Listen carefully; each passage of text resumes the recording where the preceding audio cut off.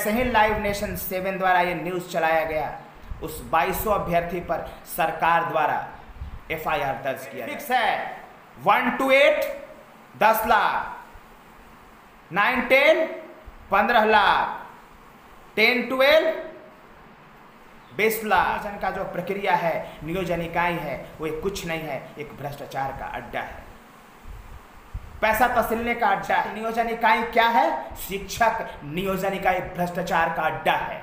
वहां से पैसे की उगाही होती है, बोली लगती है, बोली लगती है शिक्षक नियोजन इकाई में महोदय, बोलियां लगती है। असंवैधानिक काम कर रहे हैं शिक्षा मंत्री, गैर कानूनी काम कर रहे हैं। मैं बिहार के 12 करोड़ जनता से, बुद्धिजीवियों से के लिए, संविधान के लिए, इस देश के लिए, इस राज्य के लिए, मेरिट के लिए मेरा आंदोलन जारी रहेगा।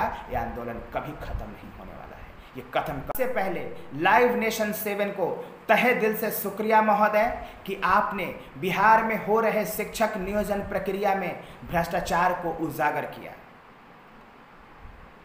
लाइव नेशन 7 ने कुछ दिन पहले एक न्यूज चलाया था कि भोजपुर जिला के जगदीशपुर में लगभग 22 अभ्यर्थी, शिक्षक अभ्यर्थी जाली सर्टिफिकेट के बलबूते नियोजन प्रक्रिया में भाग लेकर नियोजित हो गए। लेकिन जैसे ही लाइव नेशन 7 द्वारा ये न्यूज़ चलाया गया, उस 2200 अभ्यर्थी पर सरकार द्वारा FIR दर्ज किया जाता है और जांच की प्रक्रिया शुरू कर दी जाती है। मैं इस FIR का और जांच की प्रक्रिया का समर्थन करता हूं। और ये जो भ्रष्टाचार है महोदय, मैं यही तो, हम सभी स्टेट अभ्यर्थी यही तो पिछले 2 महीने से चिल्ला करके कह रहे हैं कि बिहार में जो शिक्षक नियोजन की प्रक्रिया है, ये शिक्षक नियोजन की प्रक्रिया नहीं है महोदय, ये शिक्षक भ्रष्टाचार की प्रक्रिया है। 8000 नियोजन इकाइयां हैं। आप एक नियोजन इकाई का नाम बता दीजिए शिक्षा मंत्री महोदय जहां भ्रष्टाचार नहीं हुआ है।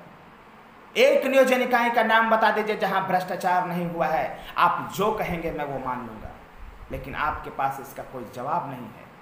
आप एक नियोजन इकाई का नाम नहीं दे सकते जहां भ्रष्टाचार नहीं हुआ है। भ्रष्टाचार का आलम है। रेट फिक्स है 1 to 8 10 लाख, 9 10 15 लाख, 10 12 20 लाख, ये रेट फिक्स है। और क्या बोला था मधेपुरा वाला जो Surya Prakash block education officer था, उसने तो बोला था कि सबका शेयर फिक्स है। BDO, CO, BO, कर्मचारी, टीचर, DO, DDC सबका, और ऊपर मंत्री लेवल तक का, उसने तो स्पष्ट रूप से बोला था। लेकिन इसके बाद भी सरकार को हमारी बातों पर भरोसा नहीं हुआ। लेकिन खैर कोई बात नहीं, मैं आपको हमेशा याद दिलाते रहूंगा महोदय, हमेशा याद दिलाते रहूंगा कि कहां कहां भ्रष्टाचार हुआ है। ये बताते रहूंगा। पिछले 2 महीना से हम सभी स्टेट अभ्यर्थी सिर्फ यही कह रहे हैं कि शिक्षक नियोजन का जो प्रक्रिया है, नियोजन इकाई है, वो कुछ नहीं है, एक भ्रष्टाचार का अड्डा है, पैसा तसलने का अड्डा है। शिक्षक को खरीदे जा रहे हैं, शिक्षक को बेचे जा रहे हैं। गंभीर मसला है, गंभीर मसला है महोदय। स्टेट 2019 का मसला की बात किया जाए, स्टेट 2019 का विज्ञापन 2019 में आया था महोदय। 8 पन्नों का विज्ञापन विज्ञापित किया था। बजावते विज्ञापन के चयन प्रक्रिया को उस समय के तत्कालीन जो चेयरमैन थे आनंद किशोर जी ने पढ़कर प्रेस कॉन्फ्रेंस किया था, सबको बताया था कि आखिर चयन की प्रक्रिया क्या है। बजावते अखबार में विज्ञापन विज्ञापित किया था महोदय, और उस विज्ञापन के आधार पर हमने फॉर्म भरा, उस विज्ञापन के आधार पर हमने 500 रुपया दिया, उस विज्ञापन के आधार पर हमने जीवन के बेहतरीन 3 साल खर्च कर दिए। 4 बार एग्जाम दिया महोदय, जूता मोजा खोल के परीक्षा दिया। 21 जून 2021 को जब रिजल्ट आता है और विज्ञापन के अनुसार हम 30,675 अभ्यर्थी सफल हो जाते हैं, तो 26 जून 2021 को एक तुगलकी फरमान जारी किया जाता है शिक्षा मंत्री जी के अनुमोदन पर कि मिनिमम क्वालिफाइंग सभी अभ्यर्थियों को नियोजन इकाई भेजा जाए। मैंने उस दिन भी शिक्षा मंत्री जी के इस अनुमोदन पर, इस विचार पर प्रश्न चिन्ह खड़ा किया था और लोग मेरी बातों पर यकीन नहीं कर रहे थे। लेकिन अब तो यकीन हो गया कि शिक्षक नियोजन इकाई क्या है। शिक्षक नियोजन इकाई भ्रष्टाचार का अड्डा है। वहां से पैसे की उगाही होती है, बोली लगती है, बोली लगती है शिक्षक नियोजन इकाई में महोदय, बोलियां लगती है। 8000 नियोजन इकाइयां में अगर एक नियोजन इकाई आप निकाल दो जहां भ्रष्टाचार नहीं हुआ, एक की बात करता हूं, एक की, आप जो कहोगे वो मैं मान लूंगा, लेकिन आपके पास शब्द नहीं है, आपके पास कोई विचार नहीं है। आप नहीं देंगे उस एक शिक्षक नियोजन इकाई का नाम जहां भ्रष्टाचार नहीं हुआ है। लेकिन खैर कोई बात नहीं, हम स्टेट 2019 मेरिट लिस्ट के अभ्यर्थियों को जब हम मेरिट में चयनित हो गए महोदय और हमें नियुक्ति पत्र देना था, तब हमें सुनियोजित षड्यंत्र के तहत मिनिमम क्वालिफाइंग सभी अभ्यर्थियों को मिला करके 80,000 को कहा जाता है कि आप नियोजन इकाई में जाइए। काहे के लिए नियोजन इकाई में जाइए? सुनियोजित षड्यंत्र के तहत कि वहां भ्रष्टाचार का आलम में इन लोगों को डुबोया जाएगा और वहां से पैसे की उगाही की जाएगी। लेकिन हम इसे कतई बर्दाश्त नहीं करेंगे, इसे कतई बर्दाश्त नहीं करेंगे। किसी संवैधानिक पद पर बैठ करके कोई भी इंसान असंवैधानिक काम नहीं कर सकता। यहाँ बाबा साहेब का विचार चलता है और विधान चलता है, बापू का विचार चलता है। कोई अगर अपना विचार चलाने और विधान चलाने की कोशिश करेगा उसको कतई बर्दाश्त नहीं किया जाएगा, कतई बर्दाश्त नहीं किया जाएगा महोदय।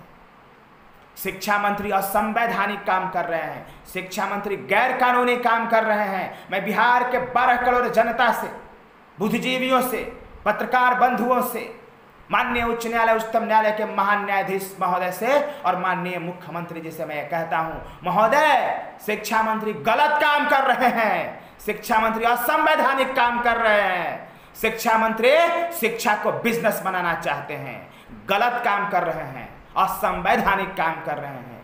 क्या उनको रोका नहीं जाना चाहिए? क्या रोका नहीं जाना चाहिए?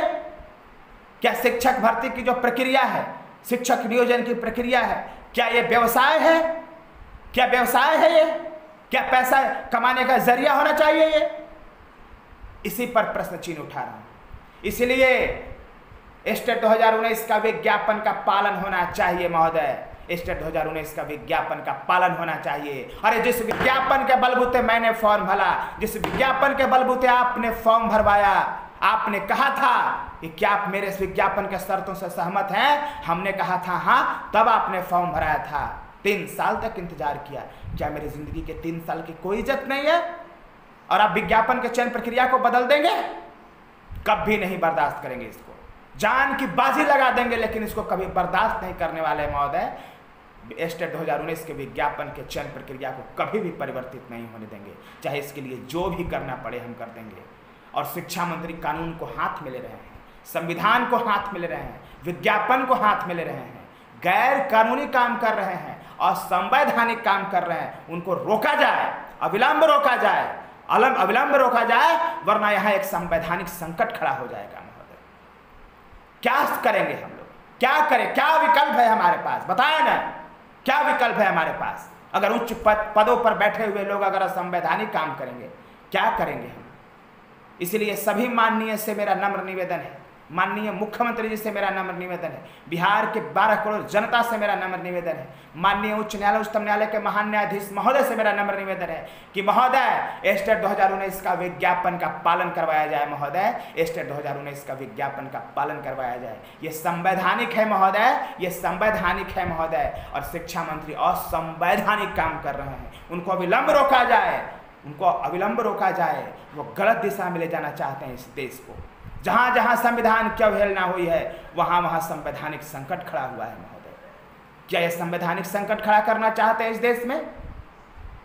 इसलिए शिक्षक नियोजन की प्रक्रिया जो है ये एक शिक्षक भ्रष्टाचार का प्रक्रिया बन चुका है और नियोजन प्रक्रिया को अविलंब बर्खास्त कर देना चाहिए और स्टेट 2019 को मार्क्स के आधार पर, स्टेट मार्क्स के आधार पर नियुक्ति दिया जाए महोदय। यही मेरा नम्र निवेदन है और इसीलिए मैं संघर्ष कर रहा हूँ पिछले 2 महीने से और ये संघर्ष मेरा जारी रहेगा। विज्ञापन के लिए, संविधान के लिए, इस देश के लिए, इस राज्य के लिए, मेरिट के लिए मेरा आंदोलन जारी रहेगा। यह आंदोलन कभी खत्म नहीं होने वाला है, ये कथन कभी खत्म नहीं होने वाला है।